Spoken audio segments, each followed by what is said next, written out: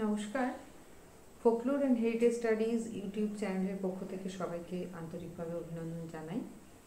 আজকে যে বিষয়টা নিয়ে আলোচনা করতে বসেছি, বিষয়টা হচ্ছে ফোকলোর অ্যান্ড লিটারেচার, অর্থাৎ লোক সংস্কৃতির সঙ্গে সাহিত্যের কী সম্পর্ক। আমরা জানি যে লোক সংস্কৃতি যারা পাঠ করতে আসে বা লোক সংস্কৃতি যারা পশ্চিমবঙ্গে অন্তত চর্চা করছেন, তাদের একটা বড় অংশই সাহিত্য থেকে এসেছেন এবং তারা সাহিত্যের বিশেষজ্ঞ।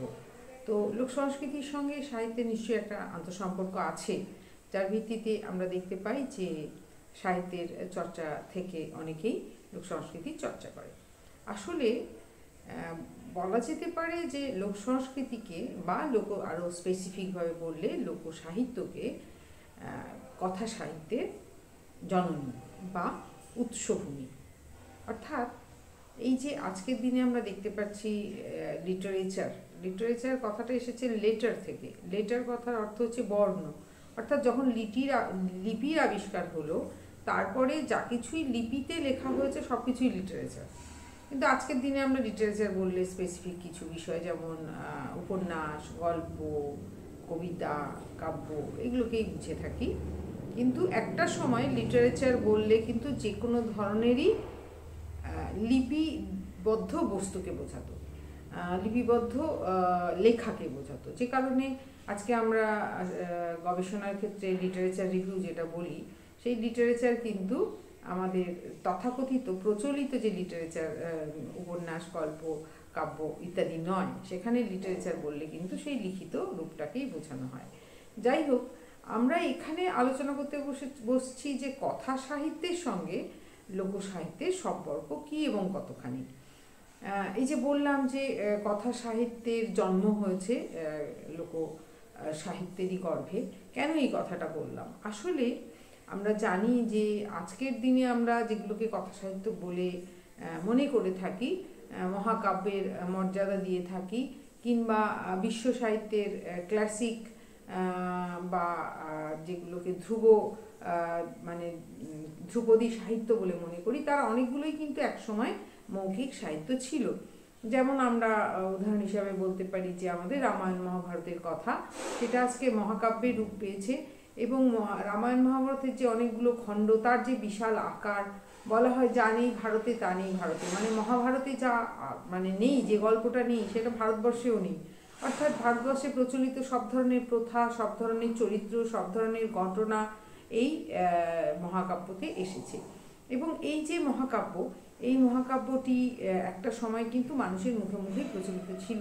চারণকাররা গ্রামে গ্রামে ঘুরে ঘুরে গাইতো, এক একটা অংশ এক একদিন গাইতো, এক একভাবে গাইতো, এবং গিয়ে গিয়ে একটা সময় কিন্তু এটা মানুষের মুখে মুখে ছড়িয়ে পড়ে এবং শত শত বছর ধরে এভাবেই সেটা মৌখিক পরম্পরা হিসেবেই চিহ্নিত ছিল।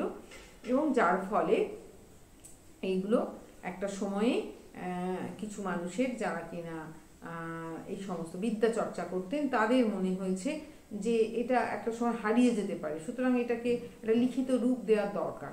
সেইভাবেই এটা লিখিত রূপ পেয়েছে। আমরা বলি যে গণেশ লিখেছিলেন। আসলে অনেকে আবার বলেন যে বিশেষজ্ঞদের মধ্যে কারো কারো মত হচ্ছে এটা একজন মানুষের পক্ষে লেখা সম্ভব নয়। এত বড়, এতগুলো খণ্ড, এত তার বিশাল আকার, তার ভেতরে এত ঘটনার ঘটা, শাখা প্রশাখা বিস্তার করেছে সেই ঘটনা। তো এইগুলো আসলে কয়েক প্রজন্ম লেগে গেছে এর পুরো রূপটা দিতে। তো সেই কারণেই এটা একটা বিশেষ পদের মানুষরা, তাদেরকে আমরা গণেশ বলছি, তারা লিখছেন, সিদ্ধিদাতা বলছি। তিনি হয়তো দেবতা নাও হতে পারেন, একজন মানুষই এই লেখাগুলো লিখেছিলেন। তবে এটা আমার মনে হয় যে এটা এক প্রজন্মে এগুলোকে লিপিবদ্ধ করা যায়। কেননা আমরা দেখতে পাচ্ছি যে দীনেশচন্দ্র সেন যখন বাংলাদেশের গ্রামে গ্রামে ঘুরে ওই চন্দ্রকুমার দিকে পাঠিয়ে গীতিকাগুলোকে সংগ্রহ করিয়েছিলেন, তখন সেই গীতিকা যখন প্রকাশ হয়ে বেরোলো, 15 খণ্ড, 18 খণ্ড, 20 খণ্ড, 30 খণ্ড পর্যন্ত কাহিনীগুলোকে পাওয়া গেছে। কিন্তু সেগুলো তো মৌখিক সাহিত্যেই ছিল। সেই মৌখিক সাহিত্য আজকে লিখিত রূপ পেয়েছে। কলকাতা বিশ্ববিদ্যালয়ের প্রকাশনা বিভাগ ময়মনসিংহ গীতিকাকে বার করেছে, পূর্ববঙ্গ গীতিকাকে বার করেছে। তো সেই মৌখিক সাহিত্যগুলো আজকে কিন্তু লিখিত সাহিত্যে পরিণত হয়েছে। তো এভাবেই হোমারের ইলিয়াড, ওডিসি, তাই সেই মহাকাব্যিক রচনা এক সময় লিখিত সাহিত্য থেকে সেটা এই মৌখিক সাহিত্য থেকে লিখিত সাহিত্যে রূপ পেয়েছিল। আজকের দিনে আমরা বাংলা ভাষার যেগুলোকে আদি রূপ বলছি, আদি জননী বলছি, সেই চর্যাপদ, সেই মঙ্গল কাব্য, সেই বিভিন্ন যে কীর্তন, শ্রীকৃষ্ণ কীর্তন থেকে শুরু করে বিভিন্ন যে প্রাচীন সাহিত্যের নমুনা, সেগুলো কিন্তু সবই ভারবালি একসময় প্রচলিত ছিল। তার যে মৌখিক রূপ সেটা দীর্ঘদিন ধরে প্রচলিত থাকার পরে একসময় সেটা লিখিত রূপে পরিণত হয়। তো সুতরাং এই জন্যই বলা হচ্ছে যে যে লিখিত সাহিত্যের অনেকটা অংশই কিন্তু আজকের দিনে আমরা যেগুলোকে প্রাচীন রূপ বলছি, সেইগুলো কিন্তু একসময় মৌখিক সাহিত্য রূপেই প্রচলিত ছিল এবং মৌখিক সাহিত্য থেকেই সেগুলো লিখিত রূপ পেয়েছে। শেক্সপিয়ারের অনেক রচনার মধ্যে আমরা এইভাবে লিখিত সাহিত্যের বিভিন্ন রূপ পাই। এবং জসীমউদ্দিনের যে নকশিকাঁথার মাঠ, এটা তো একটা অসাধারণ রচনা। এটার মধ্যে পরিপূর্ণভাবে লোক সংস্কৃতির ছায়া আমরা দেখতে পাই। অর্থাৎ এই গল্প, উপন্যাস বা কবিতাগুলো থিম নিয়েছে, মোটিভ নিয়েছে, আর্কিটাইপ নিয়েছে এবং এভাবেই তারা কিন্তু লোকসাহিত্যের থেকে বিভিন্ন সময়ে বিভিন্ন উপাদান নিয়েছে, নিয়ে একটা রূপ পেয়েছে। আবার এটাও সত্যি যে অনেক মৌখিক সাহিত্যে, এই যে বলছি মৌখিক সাহিত্য যেগুলো কিনা পিওরলি ফোকলোর, যেমন ঠাকুরমার ঝুলি, ঠান্দিদির থলে, ঠাকুরদাদার থলে, এইগুলোর মধ্যে যে লোককথাগুলো প্রচলিত ছিল সেগুলোকে দক্ষিণারঞ্জন মিত্র মজুমদার বা আমরা যদি লাল বিহারী দের বলি, সেই যে ইংরেজিতে তিনি সেগুলোকে কালেক্ট করে প্রকাশ করেছিলেন, এগুলো সবই কিন্তু লোককথা। এই লোককথাগুলো, এই জে.কে রাউলিংয়ের যে হ্যারি পটারের কথা বলছি, সেই হ্যারি পটার এই গল্পটা পুরোটাই কিন্তু লোককথা থেকে নেওয়া।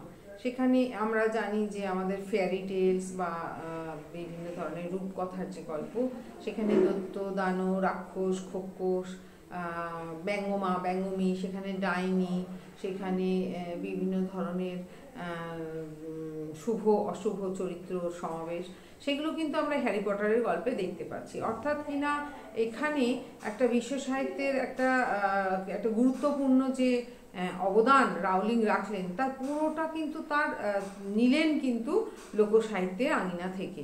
ঠিক যেরকম একসময় লায়লা মজনুর গল্প, তারপর রোমিও জুলিয়েটের গল্প মুখে মুখে মানুষের মধ্যে প্রচলিত ছিল, পরবর্তীকালে সেটা কিন্তু লিখিত রূপ পেয়েছে। এবং লিখিত রূপ পাওয়া শুধু না, সেগুলো ভীষণভাবে বিশ্ব সাহিত্যের একটা অমর কাহিনী রূপে, সেগুলো এপিক পোয়েট্রি রূপে সেগুলো মানে গৃহীত হয়েছে মানুষের দ্বারা, মানুষ পছন্দ করেছেন। ঠিক যেভাবে আমাদের দেশেও বাংলা সাহিত্যের ক্ষেত্রেও যেগুলো শিশু সাহিত্য বলে প্রচলিত, বেশিরভাগ শিশু সাহিত্যই কিন্তু আসলে ওরাল লিটারেচার ছিল এক সময়, তারপরে সেটাকে লিখিত রূপ দেওয়া হয়েছে। যেমন ক্ষীরের পুতুল অবনীন্দ্রনাথ ঠাকুরের, সুহাসিনী দেবী বা লাল বিহারী দে, দক্ষিণারঞ্জন মিত্র মজুমদার, এরা সবাই যেগুলোকে সংগ্রহ করে প্রকাশ করেছেন, উপেন্দ্র কিশোর রায়চৌধুরী, এই যে গুপি গাইন বাঘাবাইনের গল্প, এগুলো সমস্ত কিন্তু একটা অমর মানে লোককথা বা অমর হচ্ছে শিশু সাহিত্য রূপে স্বীকৃতি পেয়েছে। কিন্তু এই শিশু সাহিত্যের উৎসটা কি? সেই শিশু সাহিত্যের উৎসটা সম্পূর্ণরূপে মৌখিক সাহিত্য। তো তাদের মধ্যে এই যে একটা দেওয়া নেওয়ার ব্যাপার, যে কখনো আমরা দেখতে পাচ্ছি মৌখিক সাহিত্যটা লিখিত সাহিত্যে রূপান্তরিত হচ্ছে, সেরকম লিখিত সাহিত্যও কিন্তু কখনো কখনো মৌখিক সাহিত্য থেকেই গ্রহণ করেছে তার সমস্ত উপাদান। যেমন আমরা যদি বলি যে আমরা সবাই মঙ্গলুর কথা জানি, জাঙ্গল বুক যে বইটা, একটা সময়ে আমরা আমাদের যারা পূর্বপুরুষ তারা এই সমস্ত বিভিন্ন জীবজন্তুর গল্প শুনে শুনেই বড় হয়েছে, আমরাও শুনে শুনে বড় হয়েছি। আমরাও সেই খরগোশ আর সিংহের গল্প, বাঘের গল্প, শেয়ালের গল্প, তারপরে বোকা কুমিরের গল্প পড়ে পড়ে আমরা খুব মজা পেতাম, বা বড়দের মুখে শুনে মজা পেতাম। এই সমস্ত যে লোককথাগুলো, এই লোককথাগুলো কিন্তু একটা সময়ে যখন মানে বিভিন্ন রকমের এন্টারটেনমেন্টের সুযোগ এলো, সিনেমা চলচ্চিত্র এসে গেল, রেডিও, পরে টেলিভিশন এলো, তো মানুষ ভুলতে বসেছিল। শিশুরাও আর ওই লোককথাগুলো, ওই যে পশু কথাগুলো নিয়ে এতটা চর্চা করতো না। কিন্তু এইটাই কিন্তু একটা ব্যাপার যে যখন জাঙ্গল বুক এলো, যখন টারজানের গল্প এলো, এই যে বিষয়গুলো, এই জাঙ্গল বুক, কিপলিংয়ের জাঙ্গল বুক কিন্তু একটা সময় সবাইকে আবার নতুন করে নাড়িয়ে দিল, শিশুদেরকে আবার নতুন করে আন্দোলিত করলো, তারা আবার জীবজন্তুর গল্প ভালোবাসতে শুরু করলো। আজকের দিনে আমরা দেখতে পাচ্ছি যে বিভিন্ন রকম অ্যানিমেশন হচ্ছে, তারপরে ইন্টারনেটে আমরা অজস্র এরকম ধরনের মানে গল্প দেখতে পাচ্ছি যে গল্পগুলো জীবজন্তুকে কেন্দ্র করে। এটা কিন্তু এই অর্থাৎ লোককথা, যেটা পশু কথা নামে পরিচিত, অ্যানিম্যাল টেলস নামে পরিচিত ছিল, আমরা পঞ্চতন্ত্র জানি, কথা শরীর সরাবসান জানি, মানুষ ভুলতে বসেছিল। কিন্তু যখন আবার জাঙ্গল বুক এসে সবাইকে জাগিয়ে দিল যে আরে জাঙ্গল বুকও মানে জীবজন্তুর গল্প এত এন্টারটেইনড হতে, মানে মানুষ এত এন্টারটেইন হতে পারে, এর থেকে এতখানি আনন্দ পেতে পারে, শিশুরা এত অনাবিল আনন্দ পাচ্ছে, তখন আবার ফিরে দেখা শুরু হলো। আবার এই সমস্তকে কিছু কিছু ক্ষেত্রে সিনেমায় পরিণত হলো, কিছু কিছু ক্ষেত্রে অ্যানিমেশন করা হলো, বিভিন্ন ধরনের কার্টুনে পরিণত করা হলো। তো এভাবেই কিন্তু পরস্পরকে জাগিয়ে তুলেছে বা পরস্পরের থেকে গ্রহণ করেছে। এবং আমরা দেখতে পাচ্ছি যে এদের যে শৈলী বা স্টাইল বহু ক্ষেত্রে কিন্তু পরস্পরের থেকে নিয়েছে। না মানে সাধারণভাবে লোককথাগুলো তো মানে কথা সাহিত্য থেকে নেয়নি, কিন্তু কথা সাহিত্য তার থেকে নিয়েছে।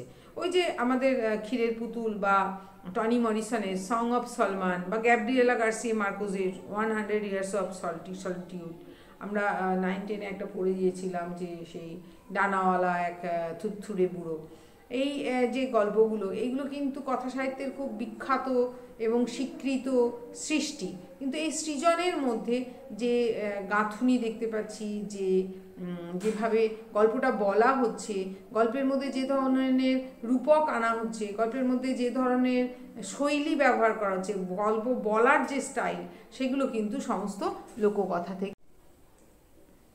তো এবার বলি লোক সাহিত্য এবং কথা সাহিত্যের মধ্যে যে সিম্বায়োটিক রিলেশনশিপ একটা রয়েছে। সিম্বায়োটিক রিলেশনশিপ মানে পরস্পর থেকে গ্রহণ করে, পরস্পরের পরিপূরক।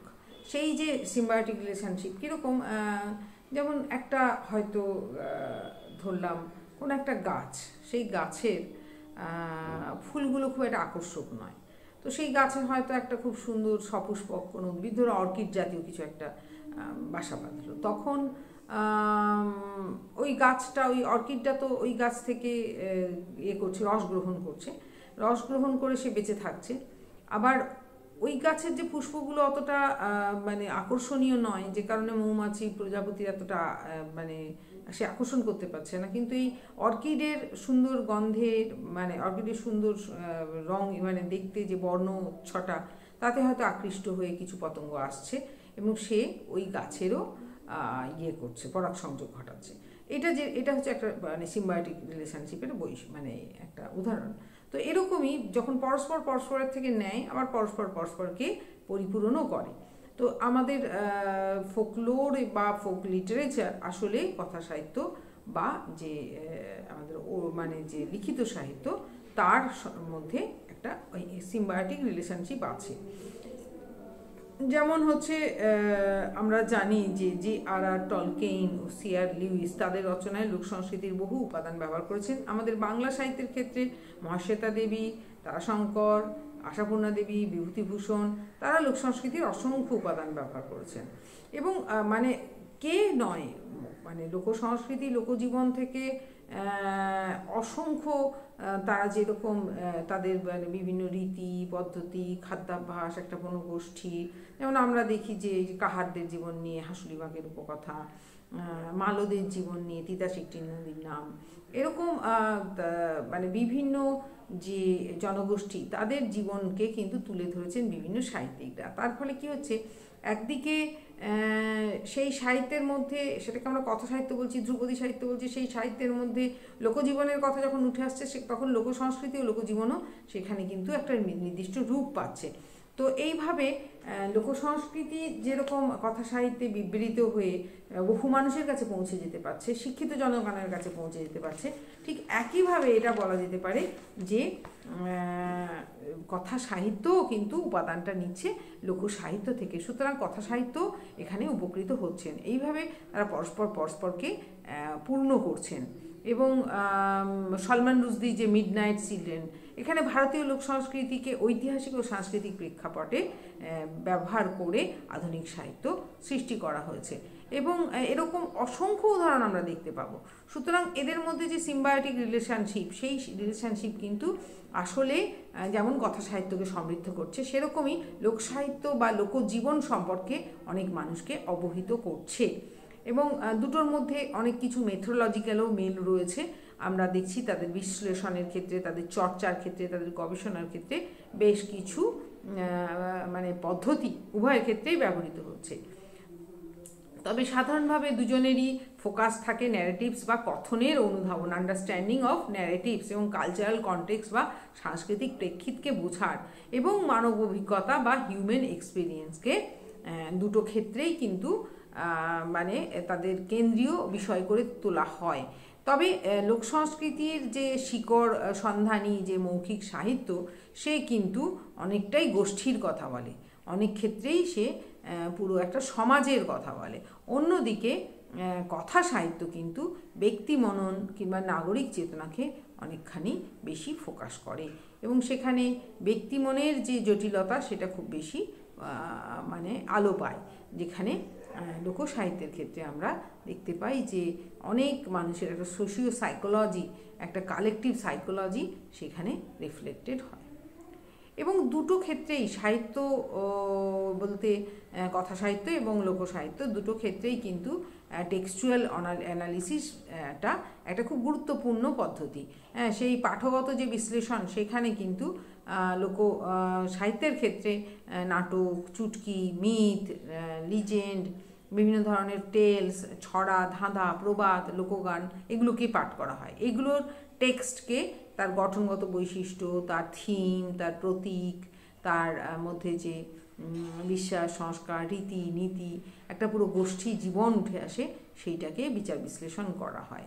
কিন্তু মানে কথা সাহিত্যের ক্ষেত্রে নিশ্চয়ই তার টেক্সটটাকে গুরুত্ব দেওয়া হয়, এবং সেখানে তার শৈলীকে, তার যে ভাবময়তাকে, ভাবব্যঞ্জনাকে, তার ভেতরকার যে না বলা কথাগুলোকে সেখানে পাঠের একটা উদ্যোগ নেওয়া হয়।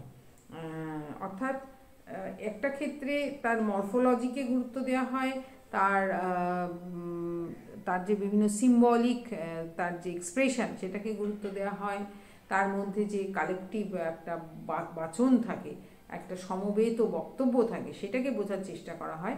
আর অন্যটায় মানে মানুষের মনের যে আলো আঁধারির খেলা, সেখানে যে একক মননের মধ্যে যে জটিলতা, কিংবা তার ভেতরে যে একটা গভীর ব্যঞ্জনাময় কিছু বক্তব্য, যেটা কিনা আধুনিক জীবন, নগরায়ন, শিল্পায়নের ফলে গড়ে ওঠে, সেই ব্যাপারটাকে সেখানে মূলত আলোকপাত করা হয়। তো আরেকটা বিষয় হচ্ছে, এই দুটো ক্ষেত্রেই, দু ধরনের সাহিত্যের ক্ষেত্রেই তার যে কনটেক্সচুয়াল স্টাডিটা কিন্তু খুব গুরুত্বপূর্ণ। একটা সময় ছিল যখন সাহিত্যকে মনে করা হতো যে এটা পুরোপুরি একটা নন্দন তত্ত্বের বিষয়, তার মধ্যে কিভাবে মানুষ এন্টারটেন হচ্ছে, তার গল্পটা কত সুন্দর হয়েছে বলা, তাকে সেখানে কত ভাষা ব্যবহার করা হয়েছে, পুরোপুরি সাহিত্যগত দিক থেকে আলোচনাটা হতো।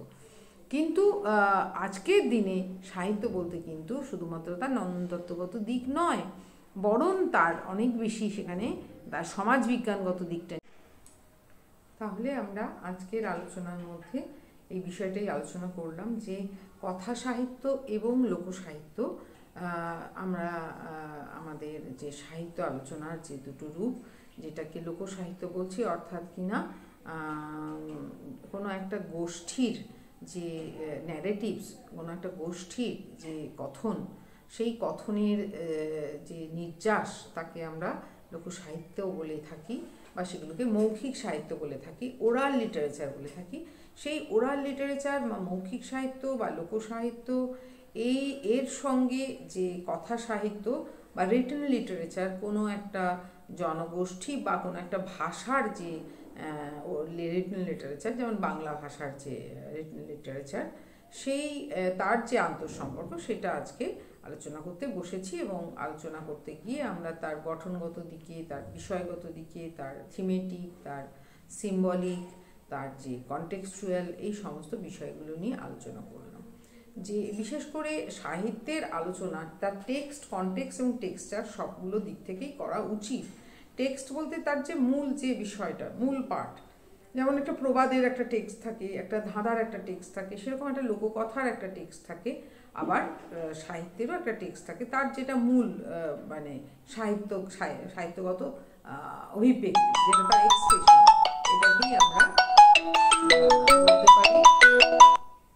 এটাকেই আমরা বলতে পারি যে তার সাহিত্যগত এক্সপ্রেশন, সেটাকেই বলতে পারি তার টেক্সট। এবং কনটেক্সটটা কি, যে কোথা থেকে সেটা উঠে এসেছে, কোন সমাজের কথা বলছে, কোন গোষ্ঠীর কথা বলছে, কোন ভাষিক পরিবেশের কথা সেখানে আলোচিত হচ্ছে, যিনি লিখছেন তার ব্যাকগ্রাউন্ড কি, তার পরিস্থিতি কীরকম, তার গ্রাম থেকে তিনি এসেছেন না শহুরে পরিবেশ থেকে তিনি এসেছেন, এই সব কিছু মিলিয়েই কিন্তু তার কনটেক্সট। এবং কনটেক্সট বলতে শুধুমাত্র সোশ্যাল কনটেক্সটকে বোঝায় না, কালচারাল কনটেক্সটকে তো বোঝায়, সেই সঙ্গে সঙ্গে তার হিস্টোরিক্যাল কনটেক্সট আর জিওগ্রাফিক্যাল কনটেক্সট সবগুলোই গুরুত্বপূর্ণ। একটা লেখা, সেই লেখাটা মানে কোন কনটেক্সটের দিক থেকে চর্চিত হচ্ছে বা প্রকাশিত হচ্ছে, সেটা খুব গুরুত্বপূর্ণ। সেটা কথা সাহিত্যের ক্ষেত্রে যেমন গুরুত্বপূর্ণ, লোক সাহিত্যের ক্ষেত্রেও সেটা গুরুত্বপূর্ণ। এবং তার টেক্সচার বলতে সেটা কীরকম ধরনের, তার গঠনটা কীরকম, তার মধ্যে কীরকম রূপক ব্যবহার হয়েছে, তার মধ্যে কেমন অলংকার ব্যবহার হয়েছে, তার প্রকাশভঙ্গিটা কীরকম, তার কথন ভঙ্গিটা কীরকম, সেটার মধ্যে যে বিভিন্ন ধরনের ভাষার যে বিভিন্ন শৈলীগুলোকে ব্যবহার হয়েছে সেটা কীরকম, কিংবা তার যে সিম্বলিক, তার মধ্যে বিভিন্ন এক্সপ্রেশন রয়েছে, সেই সব কিছু মিলিয়েই কিন্তু তার টেক্সচার। তাহলে তার টেক্সট, কনটেক্সট এবং টেক্সচার সব দিক থেকেই আমাদের বিচার করা উচিত। তার স্ট্রাকচারাল দিক থেকেও আমাদের বিচার করা উচিত। এবং সব দিক থেকে বিচার করলেই কিন্তু আমরা দেখব যে এই দুইয়ের মধ্যে, কথা সাহিত্য এবং লোক সাহিত্যের মধ্যে প্রতিনিয়ত আদান প্রদান হয়ে চলেছে। তারা নিজেদের মধ্যে একটা সিম্বায়োটিক রিলেশনশিপ মেনটেন করে চলে। তারা নিজেদের পরস্পরের থেকে আদান প্রদান করে, পরস্পরকে ঋদ্ধ করে, এবং অতি অবশ্যই সেটা একটা বিশেষ ভাষিক গোষ্ঠীর এবং একটা বিশেষ জনগোষ্ঠীর এক্সপ্রেশন, দুটি ক্ষেত্রেই। যেরকম বাংলা সাহিত্য, বাংলা কথা সাহিত্য এই বাঙালিদের একটা ভাষিক এক্সপ্রেশন, সেরকম বাংলার যে লোকসাহিত্য, মৌখিক সাহিত্য, সেটাও কিন্তু নির্দিষ্ট জনগোষ্ঠীরই তাদের ওরাল এক্সপ্রেশন বা তাদের মানসিক অভিব্যক্তি। তো সুতরাং দুটোর মধ্যে গভীরভাবে সম্পর্ক বিদ্যমান, এবং সেই সম্পর্কের যে বাস্তবতা, সেটাকে আমরা যদি বুঝতে পারি, তাহলে সেটার যে চর্চা বা গবেষণা অনেক সহজ হয়ে যায়। নমস্কার, সবাইকে অনুরোধ করব আমাদের এই ইউটিউব চ্যানেলটিকে একটু সাবস্ক্রাইব করবেন, আর যদি ভালো লাগে শেয়ার করবেন। আজকের আলোচনাটা কেমন হলো একটু মন্তব্য করে জানাবেন। নমস্কার।